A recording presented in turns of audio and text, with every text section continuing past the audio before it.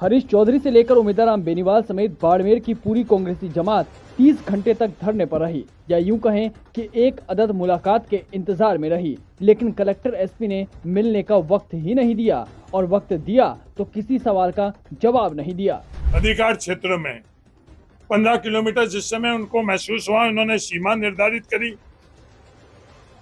50 kilometre की सीमा उन्होंने निर्धारित करी कर पूरा जिला निर्धारण करने का भी अधिकार उनको है और पूरा देश का निर्धारण करने का भी अधिकार सरकार के पास है। बॉर्डर के इस 15 किलोमीटर एरिया और 50 किलोमीटर एरिया के अंदर ऐसी क्या गतिविधियां हुई कि जिसकी वजह से ये सारी कार्रवाइयां हो रही है, ये जानने की हमने कोशिश की। बाड़मेर में इन दिनों बुलडोजर एक्शन में हैं। आदेश सीधे दिल्ली से अमित शाह ने दिए हैं, लिहाजा कहीं मुनादी के साथ निर्माण ढाया जा रहा है तो कहीं सोचने का वक्त भी नहीं मिल रहा। और अमित शाह के इन्हीं आदेशों के खिलाफ बाड़मेर कांग्रेस ने विरोध का झंडा बुलंद कर दिया है। क्या यह जाल राष्ट्रीय सुरक्षा के लिए बाधक है? क्या ये टाके जिनको ध्वस्त किए गए हैं वो बाधक है?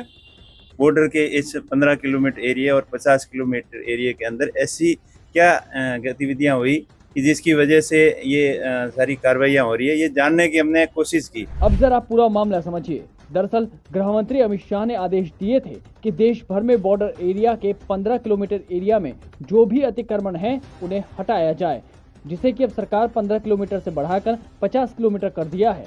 इसके बीच जो भी अवैध निर्माण है उनको जल्द से जल्द ध्वस्त किया जाए। इसी सिलसिले में राजस्थान के बॉर्डर एरिया में भी कार्रवाई हो रही है, लेकिन कांग्रेस नेताओं ने इसके खिलाफ मोर्चा खोल दिया। उनका आरोप है कि यह कार्रवाई क्यों हो रही है और इतनी जल्दबाजी में क्यों हो रही है, इस बारे में स्पष्ट करें।